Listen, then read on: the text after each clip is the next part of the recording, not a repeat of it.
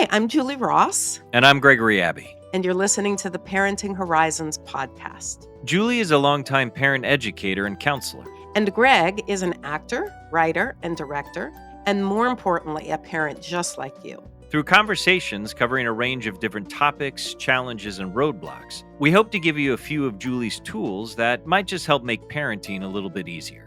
And look, nobody's perfect, and parenting is challenging to say the least. But with a few skills under our belts, we just might be able to be good enough parents and enjoy the journey and our children a little bit more in the process. Hi, everybody. Welcome back to the Parenting Horizons podcast, a conversation show about parenting. As always, I'm here with my friend and mentor, Julie. Julie, how are you? How are you feeling today?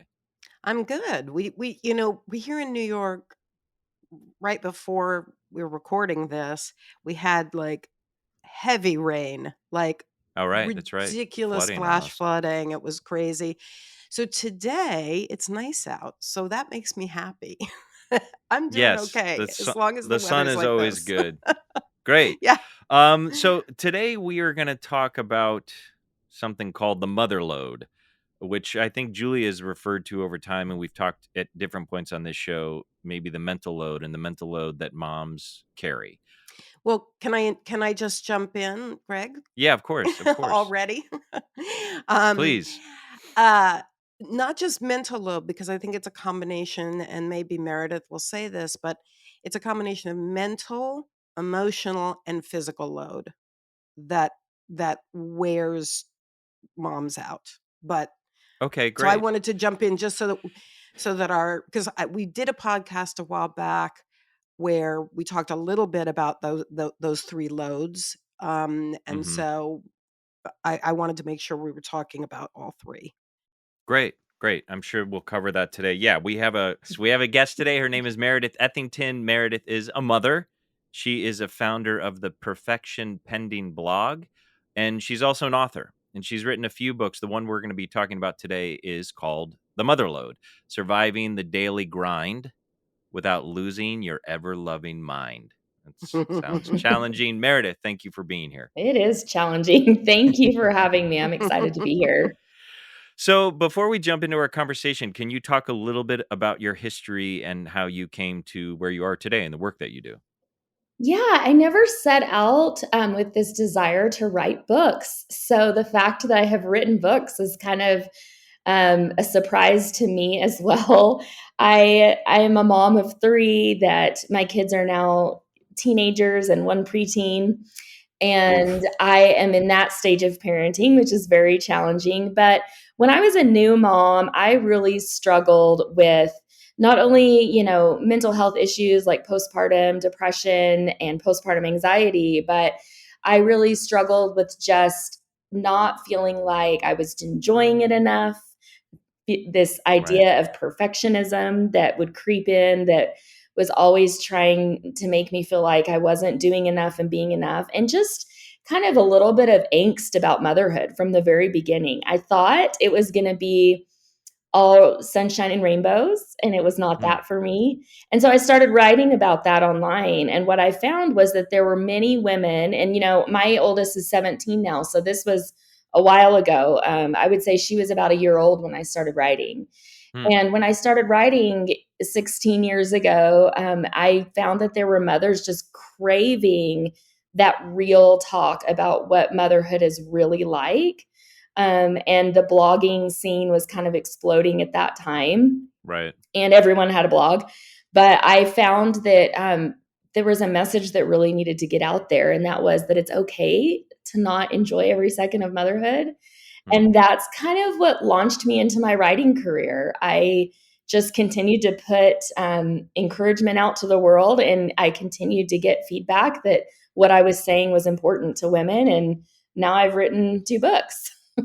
Yeah, that's Wow. wild. So, why this particular book? Was this just something you realized, like, in terms of the Motherload, which afterwards. I want to talk about exactly what you mean by that. But Mhm. in terms of writing this book, why this book? Was that what you were getting back from women, and you felt like, okay, this is information I want to put all together to share? Or Yeah, so I kind of wrote about my postpartum experience with anxiety and depression, but I am diagnosed generalized anxiety disorder and OCD and depression, and so I have struggled with mental health throughout my life. And I found that when I was writing about the mental health topics, that's when I would get the most private messages from women. And it would be mom saying, "Thank you so much for writing about this. I thought I was the only one. I thought I was the only one that felt this way, or this is exactly how I feel. How did you know?" And so I feel like women were just craving that conversation. And this book came about, I actually wrote it when I was going through, which I don't recommend, my own depression in during the pandemic. So the pandemic was, in full swing. I was trying to homeschool 3 kids in 3 different schools oh my gosh. and crying every day pretty much because Yeah. it was so hard, like it was for all of us. And I just thought, this is the message that women need to hear. They need some encouragement. They need to know that they're not alone if they struggle with depression and anxiety through the parenting journey. Because I think so often, parents, we put so much pressure on ourselves to be the strong one and to be the Mhm. one that has it all together. But I'm kind of a big proponent that it's okay for our kids to see that we're not perfect human beings, we're not robots, and that we have feelings and emotions too. So that's kind of how this book came about. It morphed into encompassing more than just depression and anxiety because I realized that all women, regardless of if your struggle, and all parents, I would say, not just women, we all have a mental load of some kind. We all struggle with the pressures that parenting brings. And I just wanted Hmm. to put that out there and give encouragement to parents that were struggling with that. I love that. Yeah. So, why do you think that, so you're kind of putting this out there, this kind of struggle with depression and mental health issues? Obviously, this is something that everyone struggles with. Why do you think it's still, and maybe Julie, you can speak to this, because is there still stigma? There's something to me, it almost sounds like these women are reading this and kind of going, is it the vulnerability around, I must be the only one? Like, why is it hard for women, and I think men, it's probably even worse and even more buried, that they're more secretive about it. But Julie, do you find in your work, and Meredith, can you speak to this too? Like, do why aren't they more comfortable coming forward, or not even more comfortable, but is this something that why does it stay secret, I guess, or does it? Well, I mean, I guess part of the answer that I would give to that, Greg, is that I do think that we are still very caught up as a society in traditional roles. And so, I mean, we've come a long way, sort of like 3 steps forward, 2 steps back kind of thing. Um, but I think that in cis het couples, women are seen as the caregiver. They often do have lower paying jobs than their husbands. And so when caregiving is necessary, for example, if someone has to take off work because one of the kids is ill, typically it's the female who is, because they're lower paid, they're the ones who do that. And I think I think it's probable that couples fall into kind of, I mean, we all fall into habits and routines, right? And so the women, I think, start out having to be hyper competent. And when you've got perfectionism as part of it, as Meredith said, and I'm a recovering perfectionist myself. And my daughter is a perfectionist, and she's got a 3-year-old, so I can't wait for her to hear all of this. But when you've got perfectionism involved and you're hyper competent, it's just easier for, often to not have to explain to your husband, X, Y, and Z. And then the husband just kind of, what I've seen, kind of just takes the easy route and slides off the parenting map, because mom has it covered. Right. And we'll talk about this maybe down the road of this conversation, but also I was telling Julie even before we started. So my own experience, and I feel like I have 3 kids and feel like I'm an active parent, and then have struggled sometimes to figure out a way in terms of how do I help? How do I help? But then also, does that become another chore for the mother to explain what she needs? And that's that's confusing. Can we just define, and maybe you both can do this too, like Meredith, how do you define what is the mother load?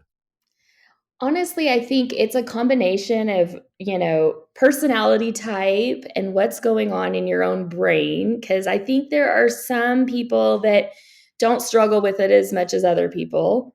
I think it's a spectrum, right? I think some people really struggle. I'm one of those people that really struggle with it, constant thoughts in my head about things I need to do. But I think it's a combination of personality combined with societal norms, like Julie was saying, and these roles that we either put on ourselves or, whether they're something that we discuss ahead of time as couples or not, I think we fall into these patterns. And I think the mother load to me is just the weight of the role that you have parenting. And that weight can manifest physically, mentally, emotionally. It's just the weight that you're having to carry that I mean, I know from my perspective, I had this idea before I became a parent of what kind of parent I was going to be. And then when that baby got put in my arms, it was like, oh my gosh, I'm in charge of this little human and I've got to do everything just right and I've got to read all the books. And I was just one of those people that I thought if I can just read enough on this topic, Mm. I will do it just right.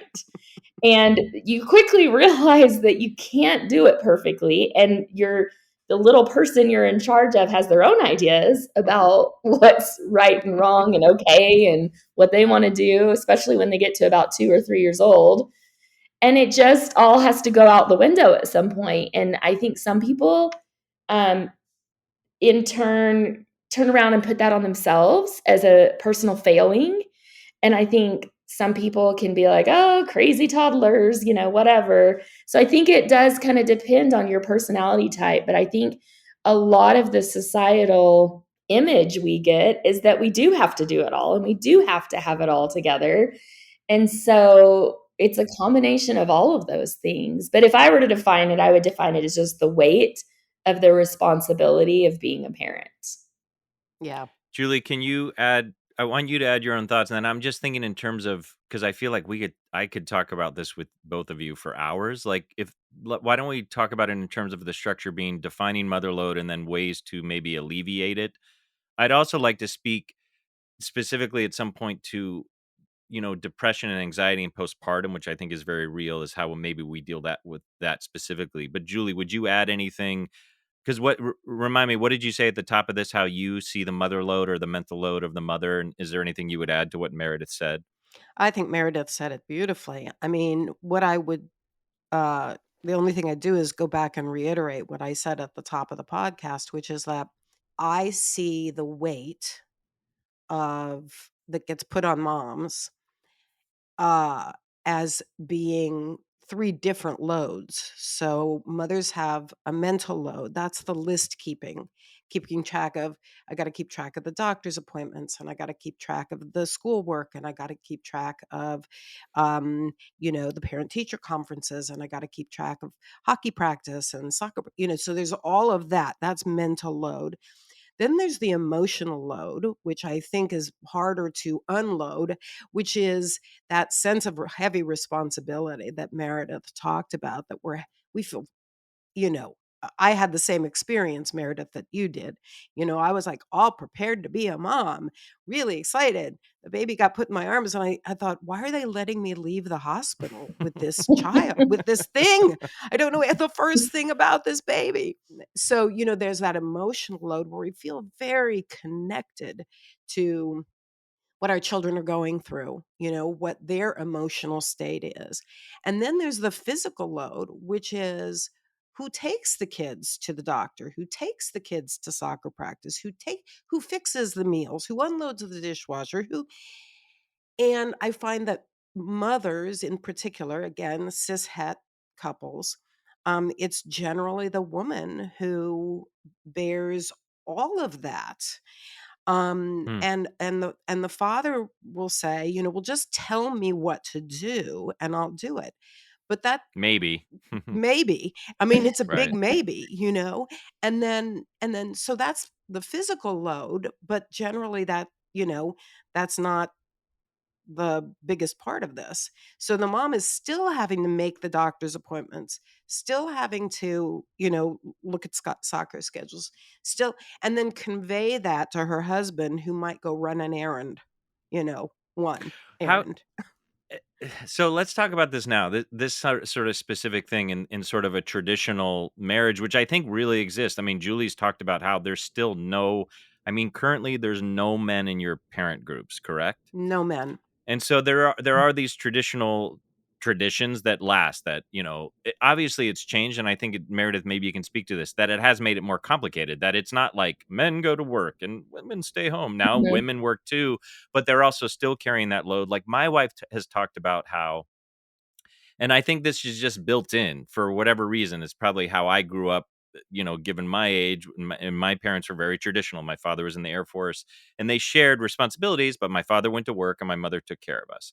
So my wife will talk about how she'll walk in the house and immediately be very cognizant of like, this needs to get done. That mess is there. I got to do this, where I don't really have that. And I just don't. I don't. And then I do, and I have struggled with like, well, you're overwhelmed. How can I help you? And I do pick up slack. So just in terms of this particular thing, Meredith, is there anything like in terms of alleviating that? How do you alleviate the mother load? Maybe in specific relationship within a marriage with your partner. Is it because I've also found, and maybe this is one of the answers, is part of it is just awareness. Like she's just appreciated me being able to say like, "Hey, I don't know how to help you, but I know you have a lot going on," or an acknowledgement of like, "Wow, I know you're taking care of all of this. Like you did all the Mhm. doctors. That's insane. Can I pick any of that up?" I don't know. Is there anything? I think those are great ideas. I say number 1, men, take Julie's class. But Yes. I would also, and listen to this podcast.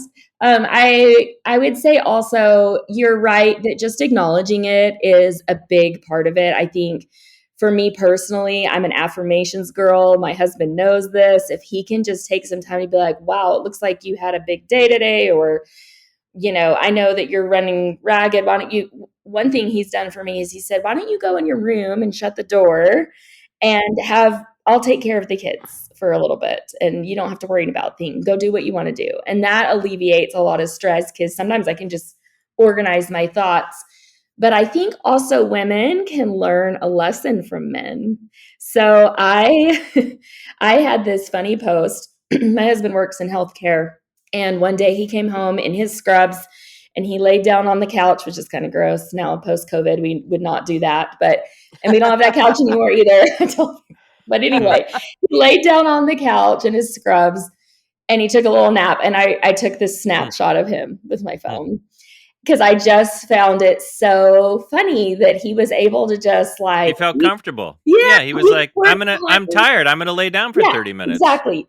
Right. And when I want to lay down, it's like immediately the lists start running through my head, and I can't. I'm like, why is that ceiling fan have so much dust on it? I haven't dusted it in months, and so then I get in these loops of thinking about all these things. And my advice to moms is maybe take a little bit from your husband and say, hey, maybe he's got it figured out in some way. Like some of this stuff can wait. I can take care of myself in this moment and leave the dishes or the laundry. Now, we can't always do that. Sometimes kids have to be at soccer practice at a certain time and someone has to get them there.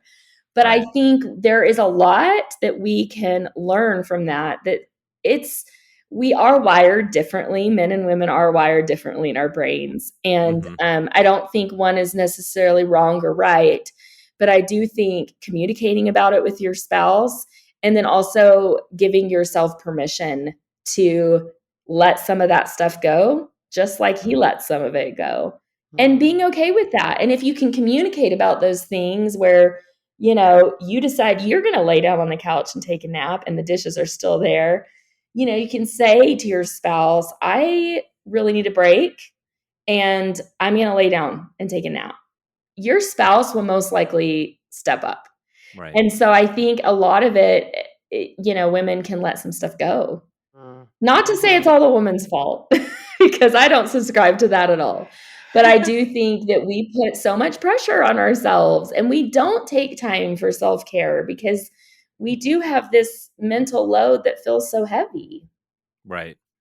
Julie, can you speak to that? Like, do you have I mean, you must have moms in your group that say, like, I can't get my husband to step up and help. And do you have some advice around that or how you can lessen it in terms of the relationship, in terms of the marriage or partnership? And I guess, I mean, we're talking about cis het couples. Like, I'm Right. assuming that this can go on in any, you know, gay, straight, I guess we're talking more traditional marriage right now, I but actually obviously, I actually talk about that in my book because there was a study that they found with gay couples that they actually share the mental load more evenly.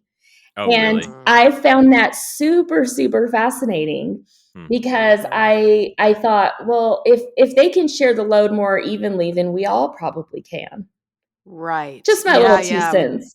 No, I love that, and I'm glad, Greg, too, that you brought that up because I wanna make sure that our trans and queer listeners don't interpret what we're saying as there's some sort of hard wiring in people whose, genitals, are a certain way.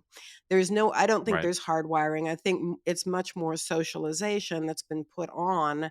Mhm. um, put on people based on what their genitalia looks like, right? So, and I think that your point, Meredith, that there's been studies of gay couples where they're more likely to share the load points to that exact thing, right? Mhm. So, Mhm. if in a cis male couple, for a cis male couple, they're not one, they're not both wired to put their feet up after a long day of work, right? They divide it a little bit more evenly, which I think is really great. And I'm glad that you mentioned that. You know, I also agree with Meredith's point that sometimes if you're a hyper competent mother, you do things and you don't necessarily ask for help. It's hard to ask for help, right? And it's hard to take self-care. I think that, for my husband and myself, and by the way, we have 2 grown children, and we have been married 42 years today, as a matter of fact. Wow. Um, so, but I think it really came to a head, this kind of idea of who's bearing the load we celebrate Christmas, and I was just completely overwhelmed. And traditionally, I had done all the Christmas stuff. I'd bought the gifts, not only for our intimate family, but for all of our friends and family near and far. I put up the Christmas tree. I made the kids help me decorate it. Blah blah blah. And one year, I just said, you know what? I don't think we need a Christmas tree. I said, I really don't. And it wasn't like a threat. It was just like, I I don't can't have the deal. time to Right. deal with this. So, and my husband was like, "What?" And I said, "No. I mean, listen, if you want to put the Christmas tree up, I would love to have one, but I just Godspeed. can't do it." Godspeed. Right. And I, we're a So you very mean good the team, point but is asking in that situation that you ask for help and you're feeling like sometimes mothers have a hard time doing that maybe is asking and just being direct. yeah, and being willing to let go of Mm. whatever we Hmm. see as the end result. I was really willing to let go of the Christmas tree. I just couldn't do it, right? And I was really willing to let go. It wasn't a threat. It wasn't like, how dare you not? But I was just like, I can let go of this. So it's a combination of those things. Being willing to say, you know, I'm letting go of this, but if you want it, I'll support that. And it got a conversation going between us. And I tell parents all the time, start the conversation. Talk about mental load, talk about physical load, talk about emotional load around parenting. Talk about it around whatever you do for a living too. Like, Greg, you have a lot of mental load with regard to, writing and acting and directing. Sure. There's a lot of mental Right. load around that. And if we can engage our spouse in a conversation that's not defensive or accusatory, and really hear what the burdens are for each of us, I think it gives us the opportunity to be able to share those burdens when we can. Yeah, and it lessens them by just kind of Yeah. putting them out there. I mean, Meredith, I see you nodding a lot as Julie's talking. Is there anything you want to kind of add to that idea in terms of, because at this point I feel like we're kind of like, what are the ways to lessen this load? Well, I think I was nodding because I was thinking about a time when our oldest was a baby, and I had such a hard time letting go of control. Right. And I think Julie's story is a perfect example of how she just reached max capacity and it had to. Ex But we can let go of control before we get to that point, before we get to the Yes. burnout and before we get to the I literally can't do one more thing, right? And I Right. remember when my oldest was born, my husband, you know, would try to step in and help me, but I wouldn't let him. I was like, "No, no, no, you're Right. doing it wrong."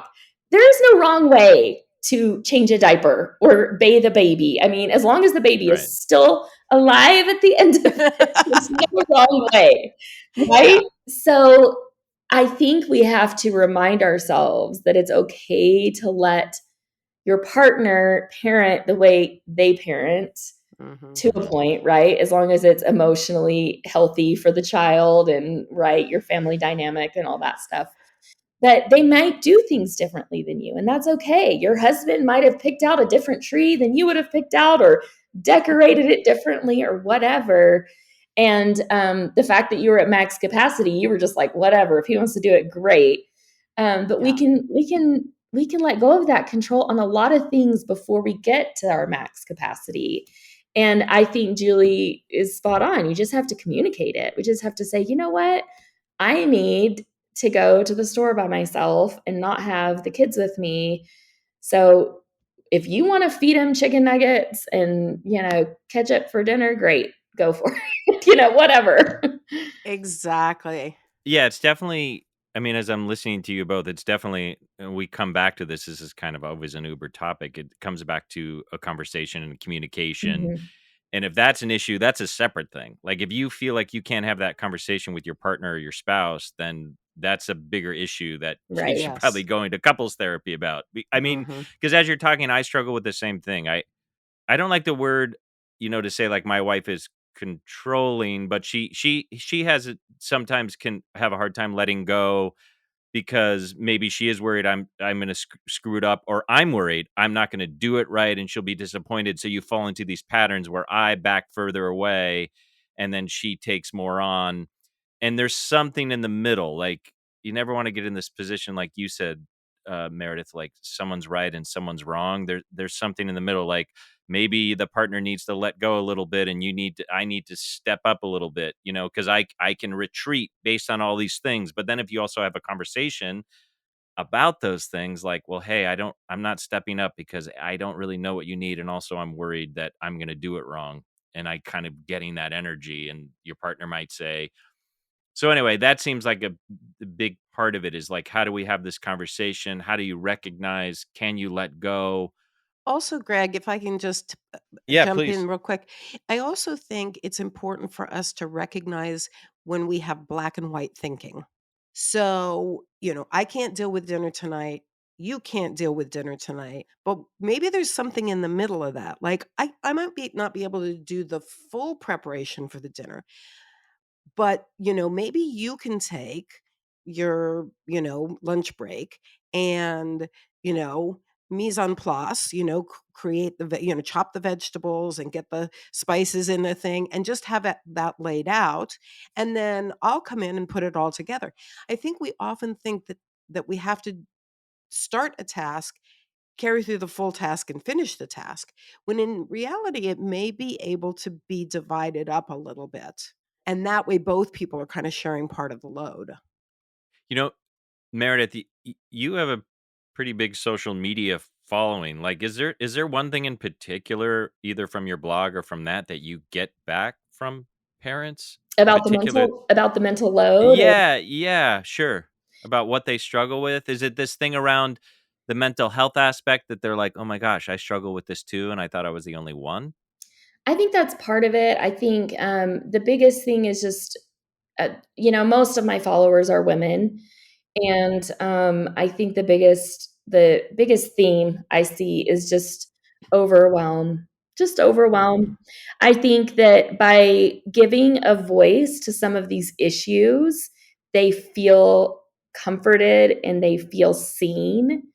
And Mhm. maybe they're not getting that in their relationships, so they come to Right. some mom online who's just as flawed as they are and, is giving her permission to feel her feelings, and Mhm. they think, "I wanna stick around here because this is a safe space for me." And I think a lot of it is just overwhelm and guilt and shame. I'm a big fan of Brené Brown and all of her Yeah. talk about vulnerability and shame, and I love and Brene I Ju Brown. think so Julia's often. cheering, yes. Yeah, I Yes, I think so love often Brene Brown.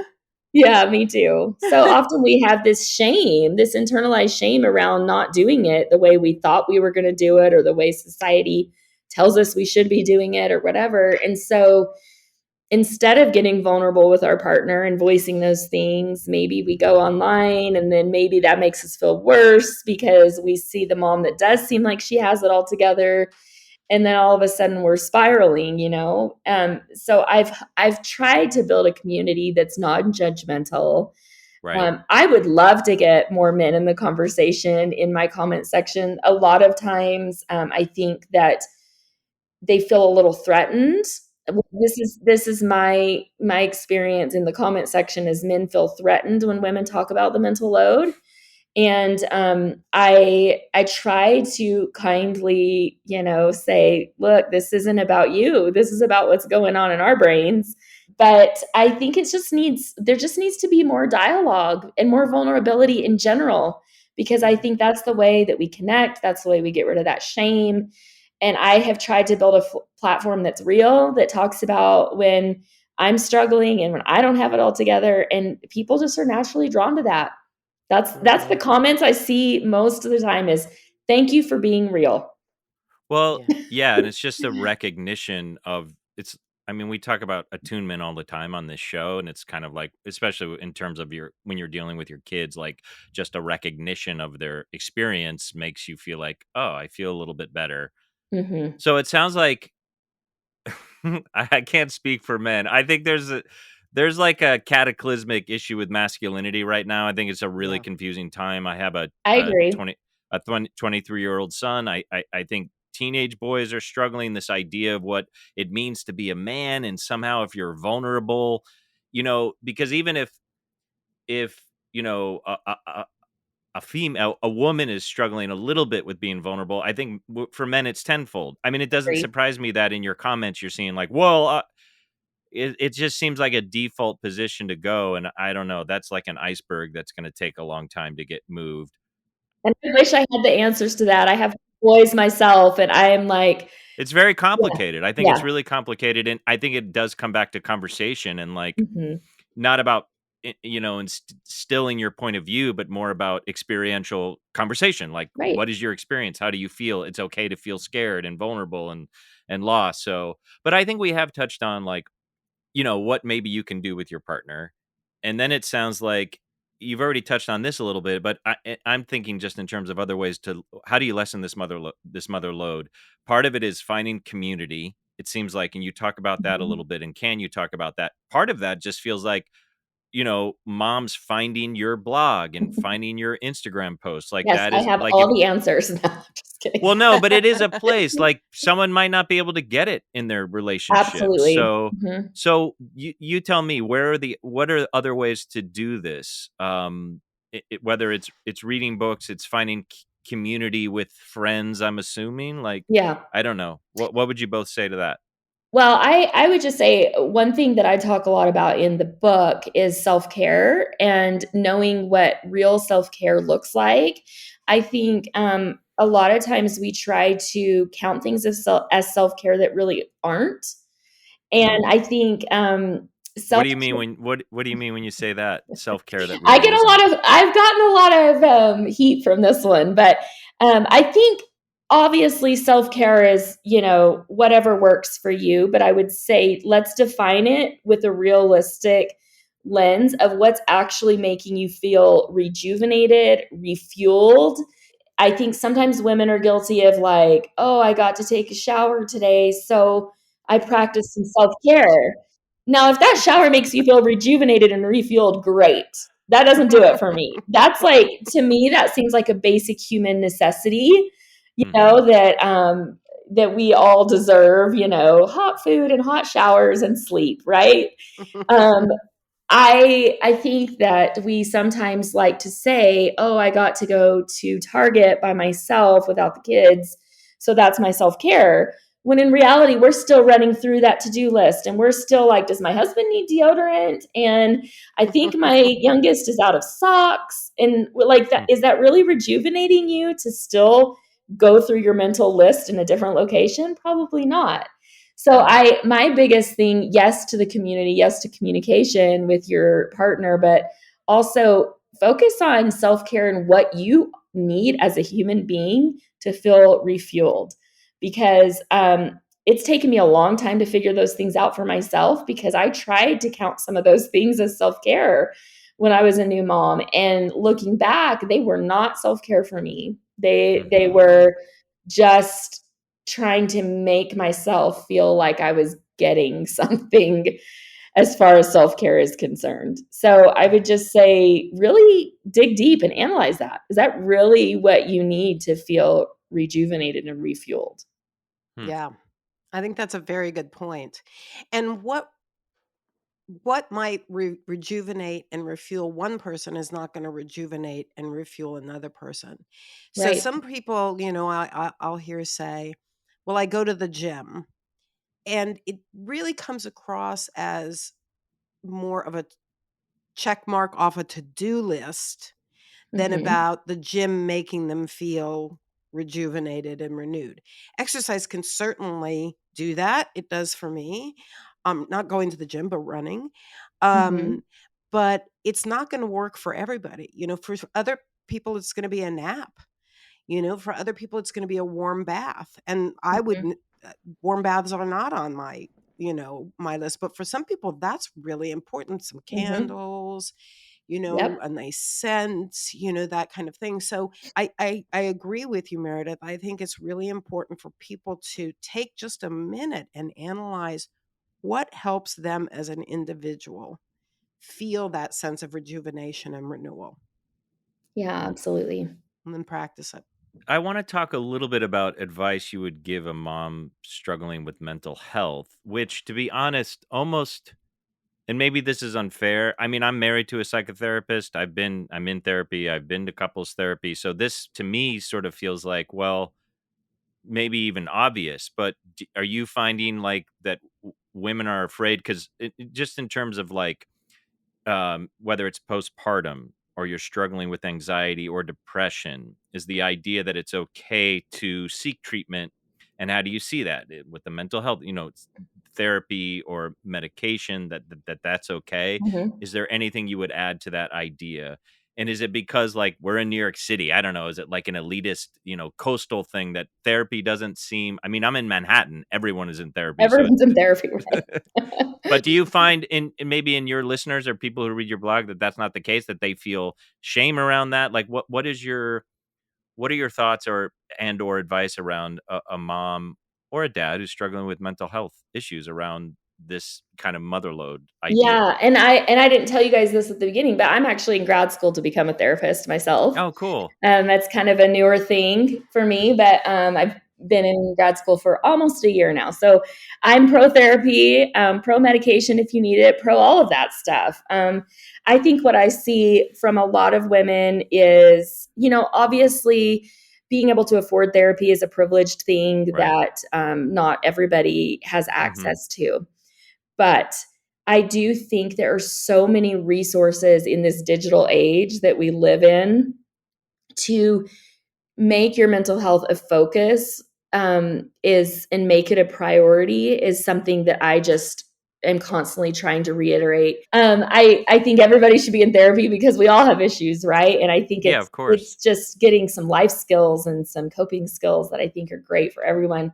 But there's also therapists that do podcasts. There's podcasts like yours. There's YouTube. There's books. There's so many resources out there that can help you feel less alone. I think the biggest thing that I see from moms is that they feel like maybe they should just be able to pull themselves up by the Hmm. bootstraps and white knuckle their way through it. And I think it's okay to admit that sometimes you can't do that. And sometimes you need the professional help. And sometimes you need the medication. And I've talked about my journey with taking medication. I talk about that in the book. And I talk about how, sometimes I'll share things about mental health and people will be like, you just need to get out in nature more, or put your feet in the grass or do some yoga. And I have this section in my book where I'm like, you know what? If you're really struggling with depression and anxiety and a diagnosable mental health issue, you've tried a lot of those things already and it's still not working for you. And so I do think the stigma is still there. I think it's gotten better. Right. I think more conversations like this one, more conversations of people talking about what they're struggling with. Again, it goes back to the vulnerability for me. Like, share the real struggles that are going on in your life. And you don't have to do it on a social media platform. You can do it Hmm. with your partner or with your best friend or with somebody in your support system that will have your back, right?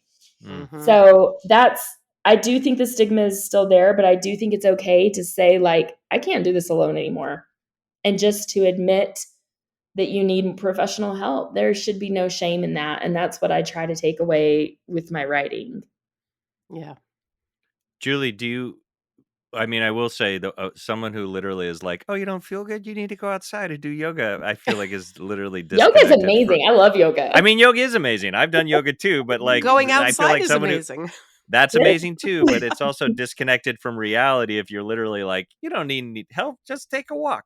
I mean, and Right. truthfully, that can be helpful and help some people. And I mean, the other thing that's sort of depressing, because as you're talking, I think that's even tenfold for men. This idea that Mhm. you got to pull yourself up by your bootstraps and kind of white knuckle through it, and you're a man, and you Yep. shouldn't feel this way. And it's really unfortunate that that stigma even more so exists. I mean, Julie, is there anything you would add to that in terms of a mothers in your group, like people who are struggling with mental health issues? Like, where do they turn? Well, what I love about what Meredith said is that there are so many resources today that don't involve taking yourself into an expensive therapist's office. And I say that because our healthcare system is so bad and it often will not pay for mental health care with a therapist. And quite frankly, even on the rare occasion when it does, a lot of people still can't afford it. Even if Mm, it's a $20 copay or a $30 copay, that may be money that is having to be spent on food, for the family. So I think the online resources have really opened the door to access to some of what, people who, either can't afford it or live in a remote area or whatever. I think it's opened some doors and I'm so grateful for that. And, Google has made it possible to Google anything, anywhere, you It's know, gonna pop up with it's going to something. pop up with something depending Right. on what your specific need is. I'm a big believer in therapy, obviously, since it's kind of what I do. And I've been in therapy myself, and my whole family's been in therapy. And I think it's a good thing to do if you can. And if you can't, I think it shouldn't stop you from sourcing it in an online form. And there are free resources too, like suicide hotlines, and I think Yeah. we'd be remiss to not mention things like that. There are resources that are free when you're in a true crisis state, Yes. where you can call and talk to somebody, and I know there's even some states that have texting hotlines, where Mhm. you can text someone if you feel more comfortable with that rather than making a phone call, because that's the age we live in. So Yeah. I agree that there are more resources out there. Nobody should be suffering alone. There's just too much out there, and too many people willing to help and willing to hear you. You just have to find those people and find that community. Well, Yeah. that's great. So why don't we wrap up? We do this every episode, so we have this kind of expansive conversation about, and I think we covered some great ground in terms of how you can lessen mother load. But if Meredith, if someone just listened to this episode and now they're going off on their day, if there's one thing you would want them to hold on to, maybe one idea about the mother load, the mental load, what do you think that would be? Mm. I think every time I'm on a podcast, I answer this differently. But, I think that today, what I'm feeling is that you don't have to do it all, and it's okay. And it's okay to ask for help. It's okay to be vulnerable. It's okay to share your struggles.